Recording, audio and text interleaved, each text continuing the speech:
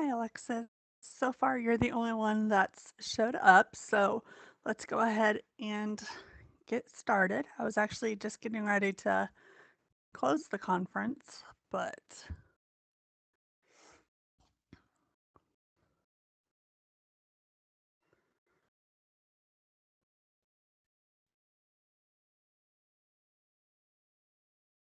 okay, so basically, what we're discussing is the May comprehensive problem. So that is going to be our main focus. At the end, we will go over some information you need to know for the final exam. That way you have information that you need to be successful on that. So normally I would use the polling option, but since it's just you, we'll just go ahead and type in the chat room.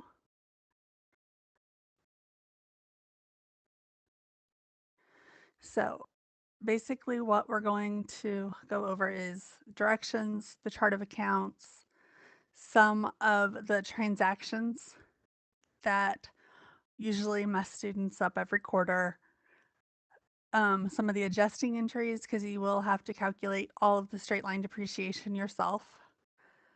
The closing entries, there is one closing entry that's different than what we're used to, the financial statements, and then a quick wrap up of everything. So the icebreaker is honestly answer the following question regarding April's comprehensive. Have you looked at it? Have you started it?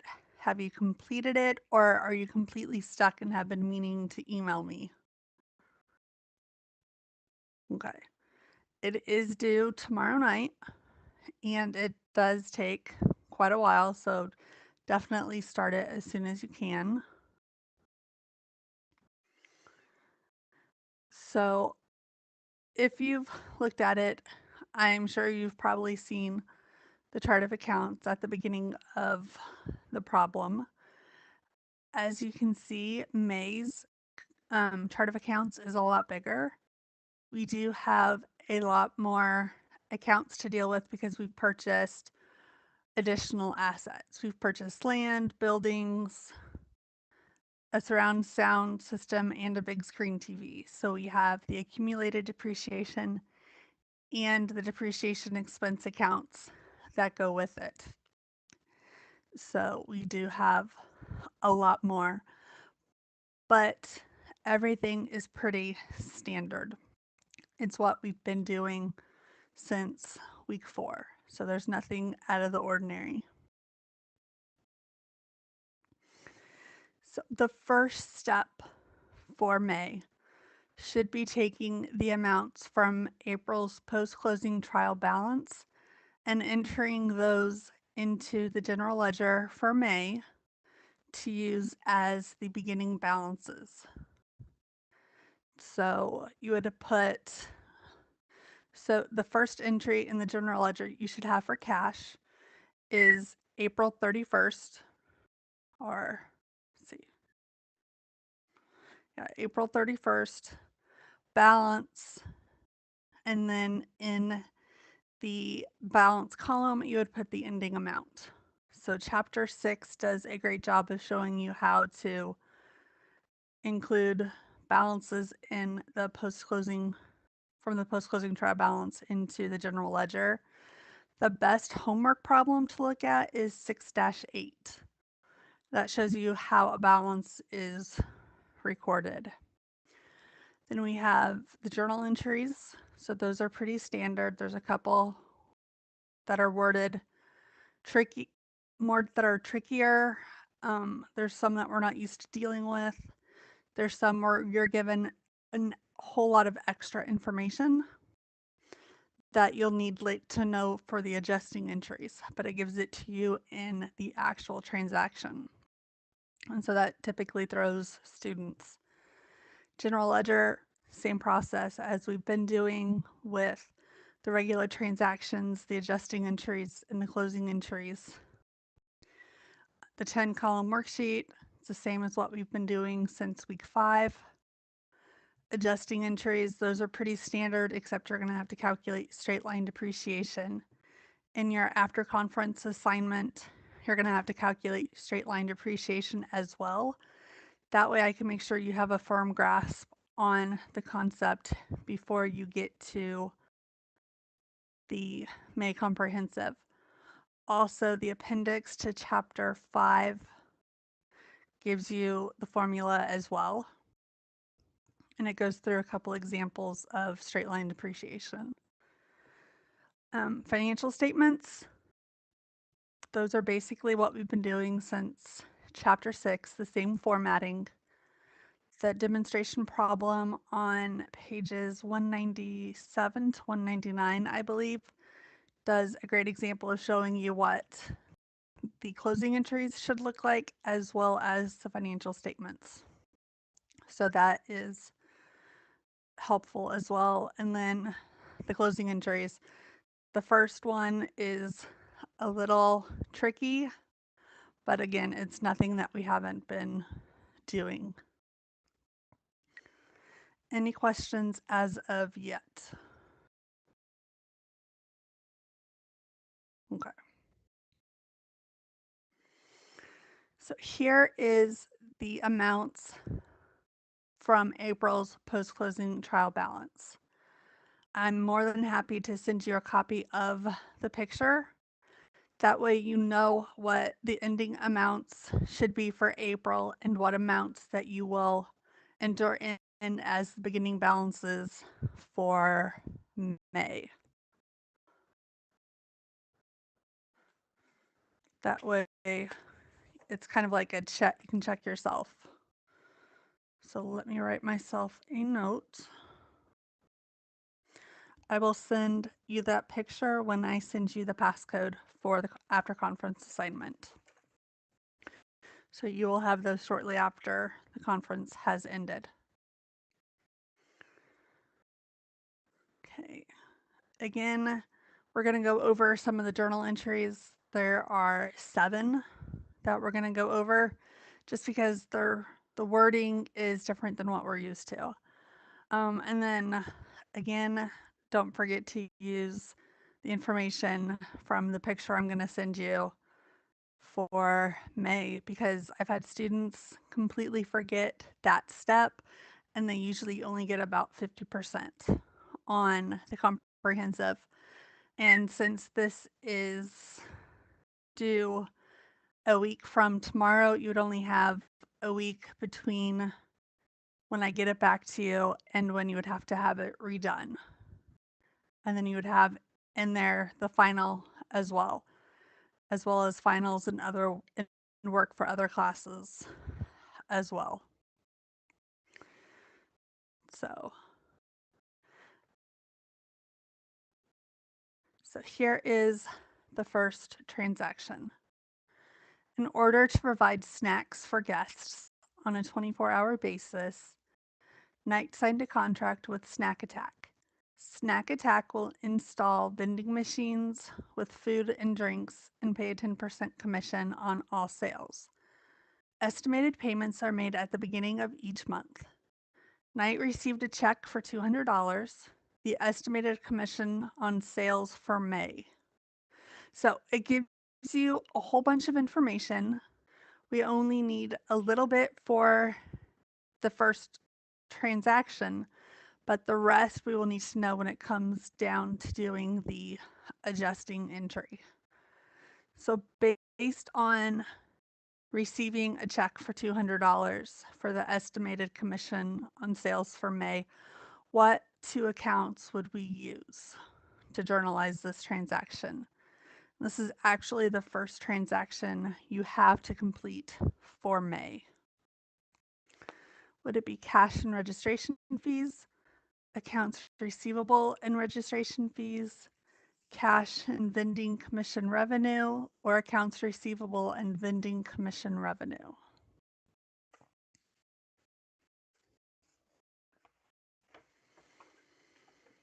Close. It is vending commission revenue, but since it said we received a check, we're going to count that as cash. So it would actually be C, cash and vending commission revenue. So does that one make sense why it's not accounts receivable? Okay. We paid for May's programming on the new digital satellite system of $125. So how would we record that? Would it be cash and satellite programming, cash and satellite programming expense, accounts payable and satellite programming, or accounts payable and satellite programming expense?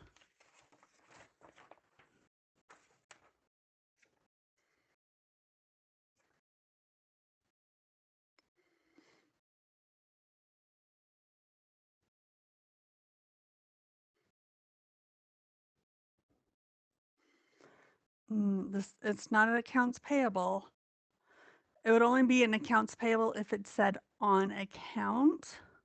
But this is like paying your phone bill, your cable bill. You're going to debit an expense account. In this case, it's going to be satellite programming expense and cash. So it's actually going to be letter B. So if we paid our utilities bill, it would be utilities expense in cash. Same thing here. It's going to be satellite programming expense in cash. Does that make sense? Okay. Again, these are more commonly missed transactions. So Knight's office manager returned $100 worth of supplies to Gordon Office Supply. Knight received a $100 reduction on account. Since it says on the account, we know we're not going to be dealing with cash. So those can just be taken away automatically. So would we be using, since we're returning office supplies, would we be doing office supplies and accounts payable or office supplies expense and accounts payable?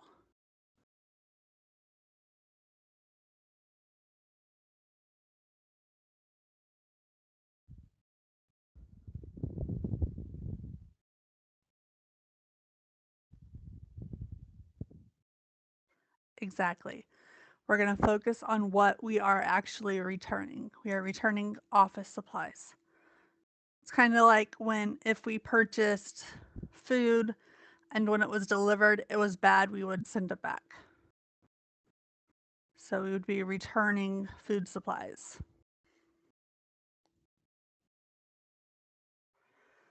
Okay, we paid May's insurance premium for the new camp of $1,000.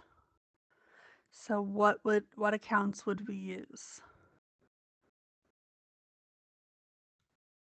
Prepaid insurance in cash, insurance expense in cash, prepaid insurance and accounts payable, or insurance expense and accounts payable.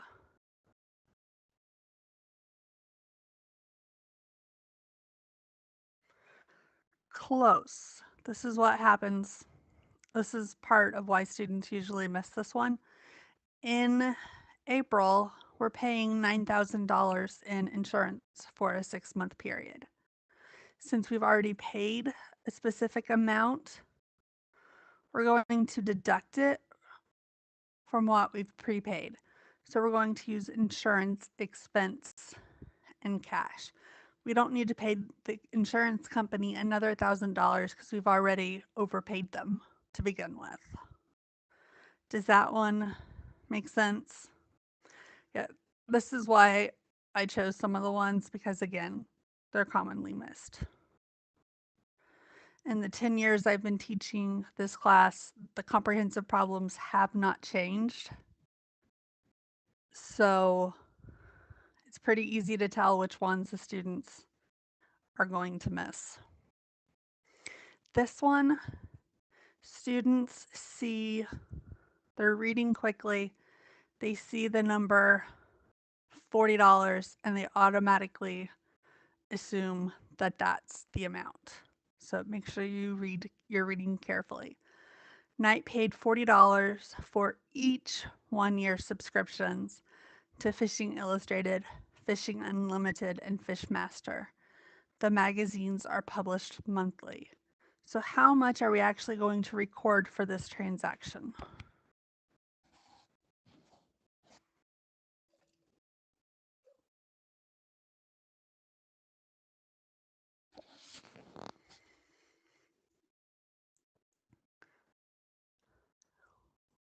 We have 3 transactions, each is $40.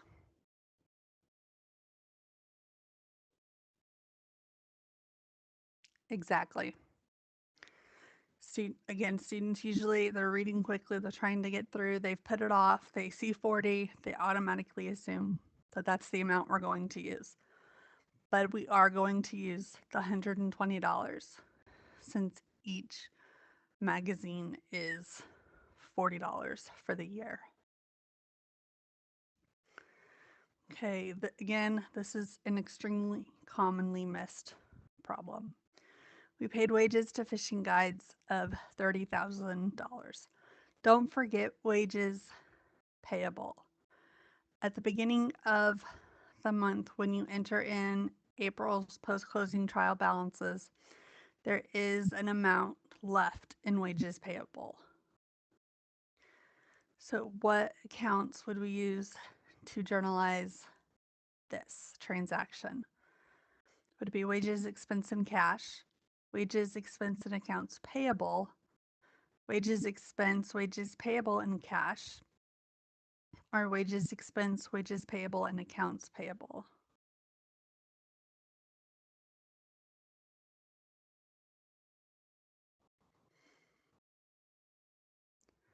Exactly. We need to record that we're paying the $500 that we owe to our employees.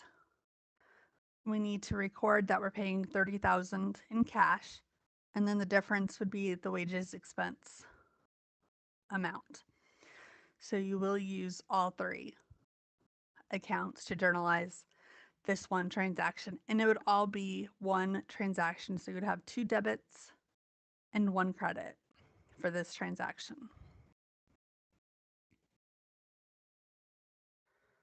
And then the final standard monthly transaction that we're going to go over.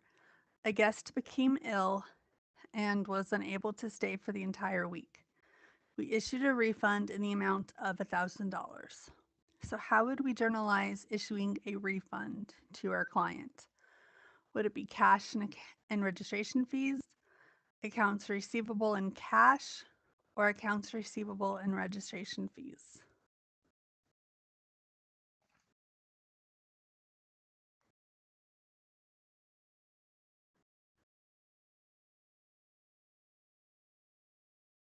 Exactly. We're going to decrease how much cash we have since we're issuing a refund, and then we need to decrease the amount of revenue we have because we don't have that $1,000 we thought we did since the client had to go home. Any questions on any of the transactions that we've gone over so far? Okay.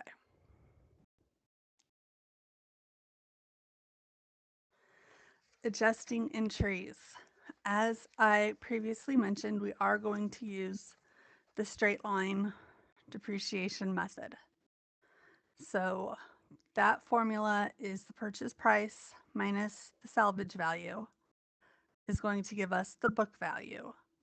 So we're going to take the book value divided by how long we plan on the item lasting, and that's going to give us our annual depreciation. But in this case, as in the case of April, we're looking for the monthly depreciation only. So make sure you divide your annual depreciation by 12 to get the 12 to get the monthly amount. And that's also in the appendix of chapter 5. So it's the first depreciation method that the appendix actually talks about. If you have to take accounting 2, you're actually going to get into other methods of depreciation as well. But for the purpose of this class, we're sticking with the one that is more straightforward and more easily to calculate. So here we go back to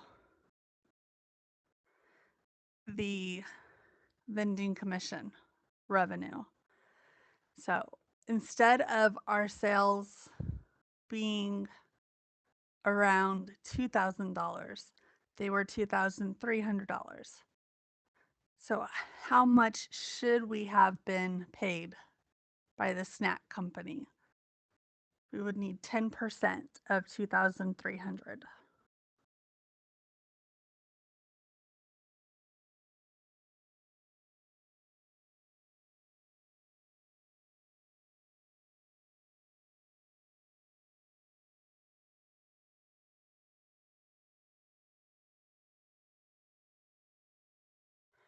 Exactly. And we were only paid $200.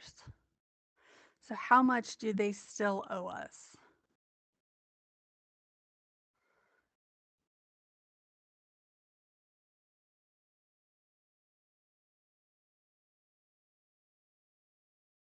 If we earned 230 and they only paid us 200. Exactly. So that's going to be the amount of your adjusting entry. And you're not going to adjust cash because they haven't given you the $30 yet. So you're actually going to adjust accounts receivable as a debit and then vending commission revenue, or I think it's vending commission sales for the $30.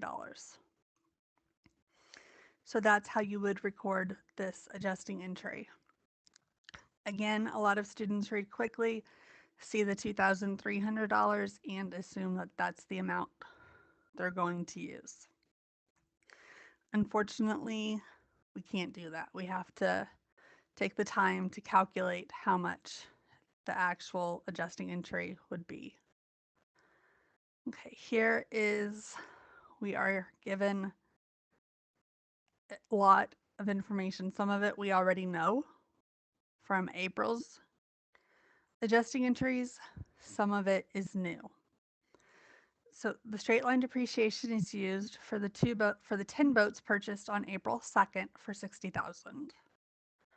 The useful life of these assets is 5 years, and there's no salvage value.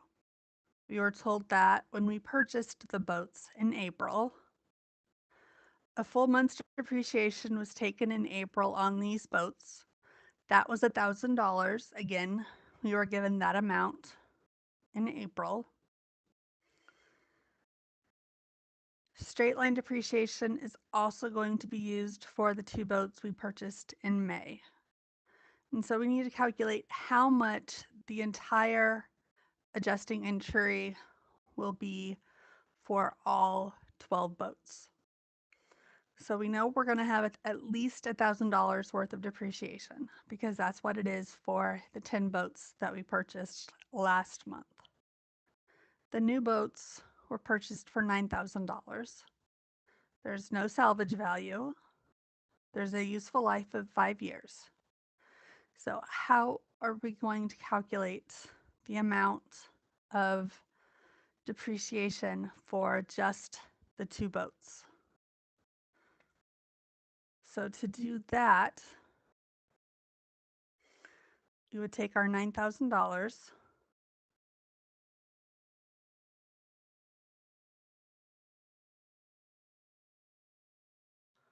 divide it by the useful life,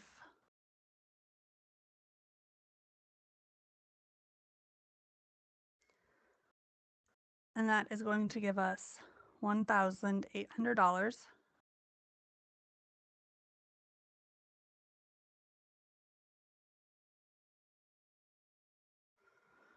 And then we would take that divided by 12.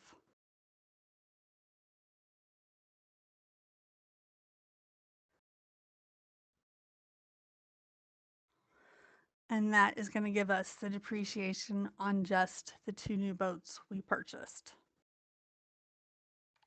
So how much would the depreciation be for the 2 boats we just purchased? Exactly. And if we add it to the $1,000 that we have to depreciate for the 10 boats purchased last month, how much would the total adjusting entry be?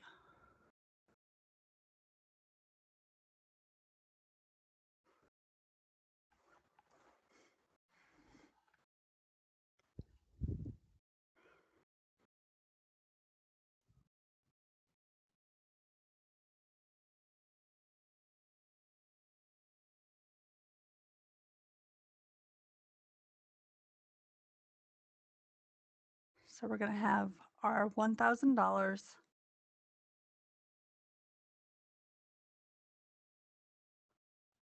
plus 150. Exactly. That would give us our total adjusting entry for the fishing boats for the month of May. So again, we're going to have to do a lot of calculations for these adjusting entries, which is why I go over the straight line depreciation so much and I include it in your after conference assignment. I want to make sure that you fully know how to calculate the information. Okay, this one is going to be all you.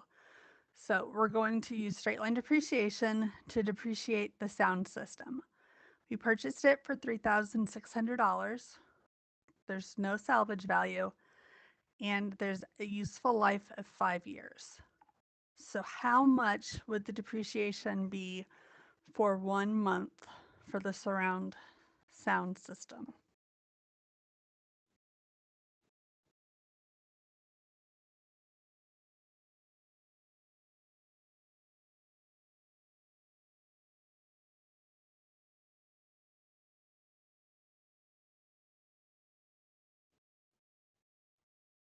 Exactly. We would depreciate it for $60. So that would be the amount of your adjusting entry for that month. So another one, we purchased it for $8,000 for a big screen TV. The salvage value is $800, which means we think we can sell it for $800 when we're done with it. And it has a useful life of 8 years. How much is the monthly depreciation on this? Remember, you have to take the purchase price minus the salvage value.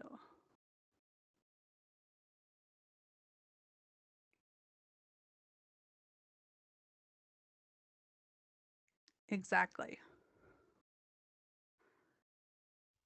So that would be $75 for your adjusting entry.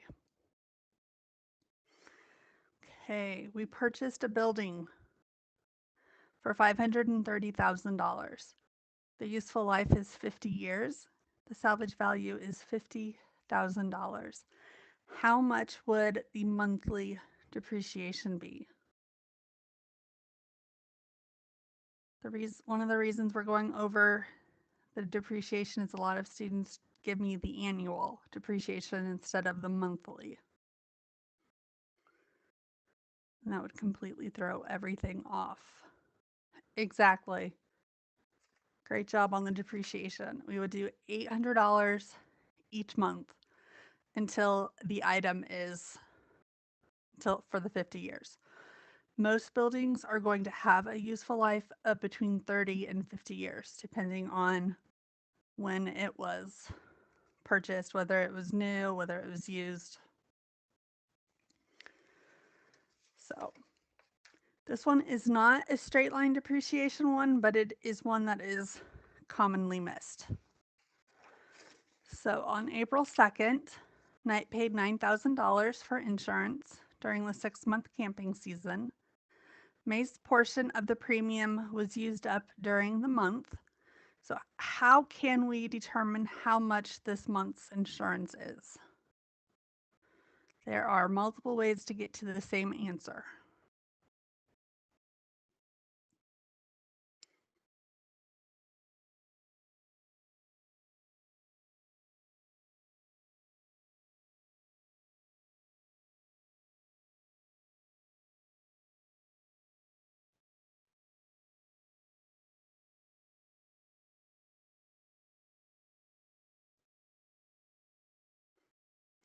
That is one way, yes.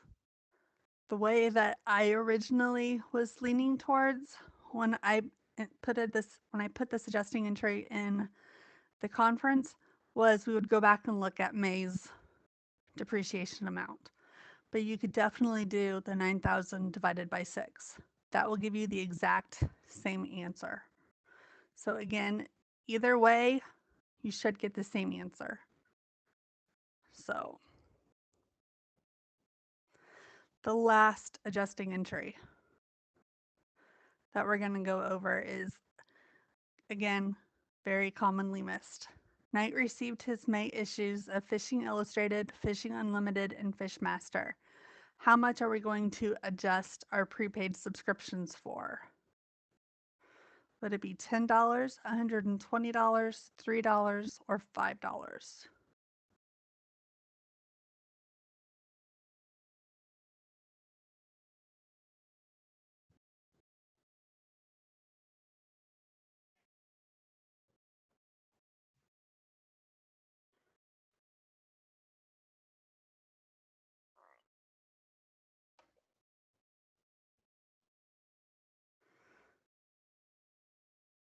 Okay, so we purchased at the beginning of the month, we have 3 subscriptions times 40, which gave us a total amount of 120 for the entire year. So we just want 1 month. So we're going to take our 120 divided by 12. So that's going to give us how much our monthly depreciation would be. So in this case, it would be the $10 exactly. A lot of students usually do $3.33 because they've used the $40 instead of the $120 that should have been used. So that's why I throw this transaction in.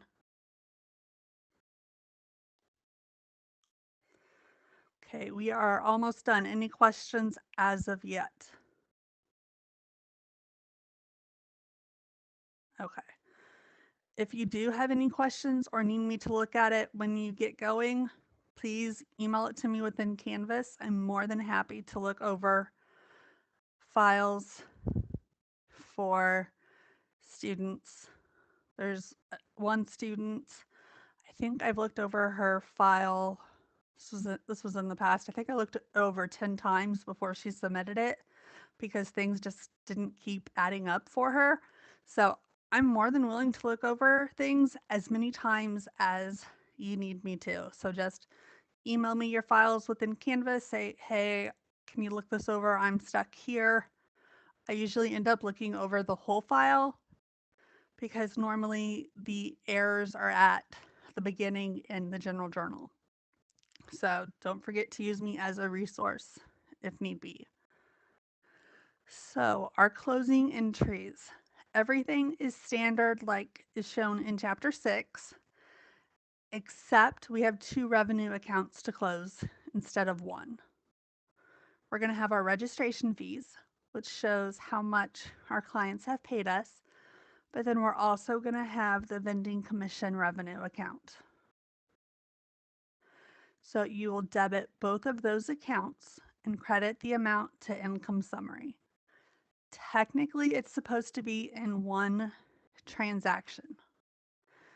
If you make it 2 transactions, I'm not going to count it wrong as long as the amounts are correct. But standard procedure would be you have both revenue accounts in the same transaction. So that's really not that big of a deal to me as long as you have the correct numbers. And so make sure you remember your revenue, your acronym for your closing entries. You're going to close your revenue first, then your expenses, then your income summary, and then finally your drawing account. So that is the last account you will close.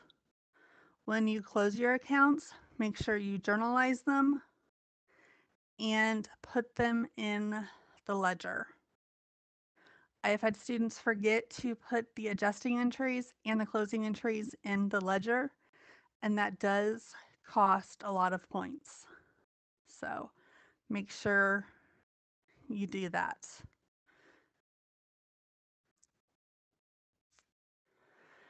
Financial statements, these are exactly like what we did in chapter 6. So I think it's 6-8, if I'm remembering correctly. We're going to use the exact same format. When you do your balance sheet, so you're going to have your current assets, then you're going to have your property, plant, and equipment. That's where you're going to list the surround sound system, the TV, the building, the lot, the land, the fishing boats.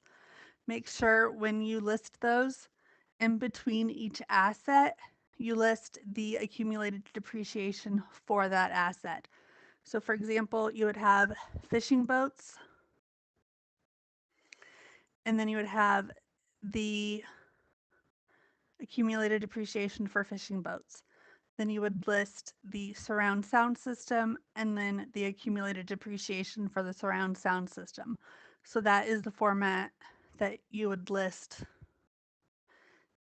for the property, plant, and equipment. I'm not even sure if that's the correct order, but you would list the asset accumulated depreciation, asset accumulated depreciation. So do not lump your depreciation into one transaction. That will lose you points as well. Any questions on the financial statements?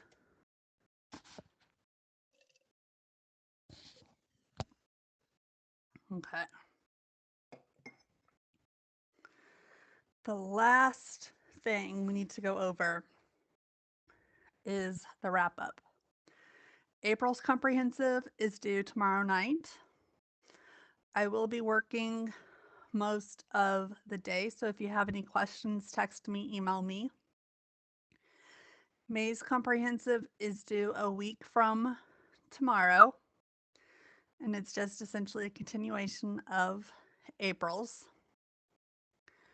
When we're done with the conference, I will email you the picture of the post-closing trial balance as well as the passcode for the assignment, so you can get those completed.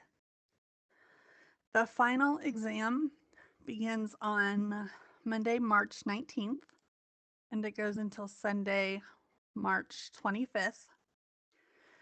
You have 2 hours to complete it.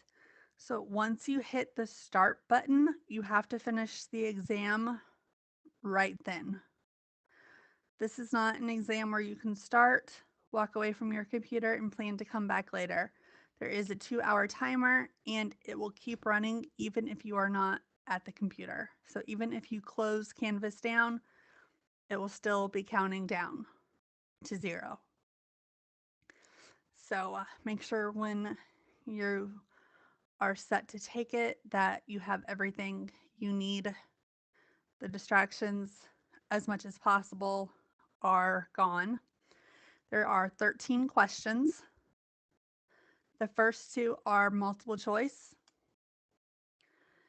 The other 11 are essentially what I would describe as an essay.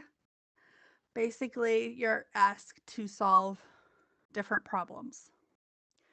One will ask you to complete an income statement, statement of owner's equity, and balance sheet given a partial worksheet.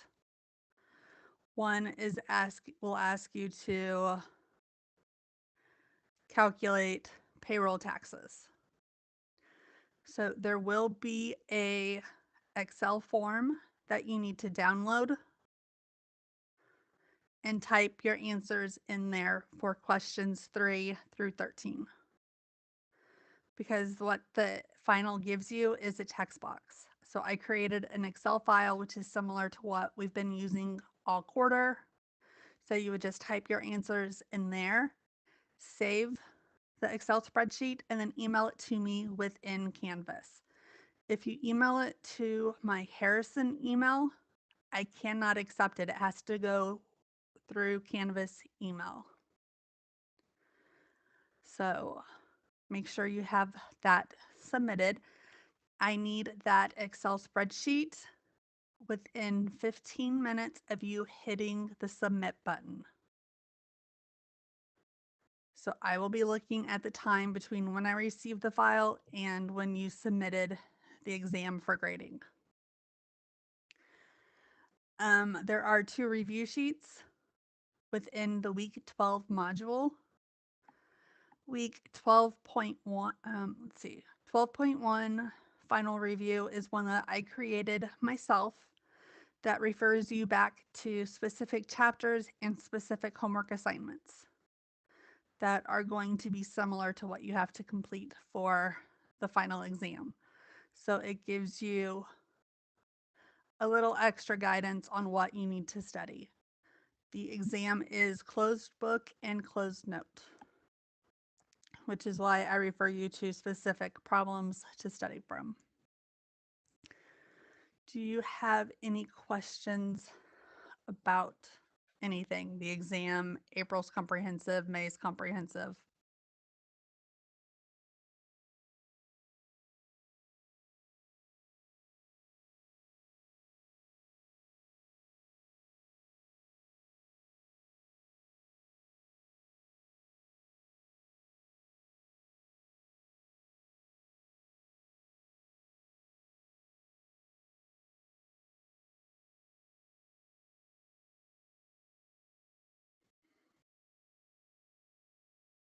Okay, again, text or email is the easiest way to get in touch with me. The texting goes to my Google phone number, so I get that on my cell phone as well as the computer. So if there are no questions right now, that is all I had.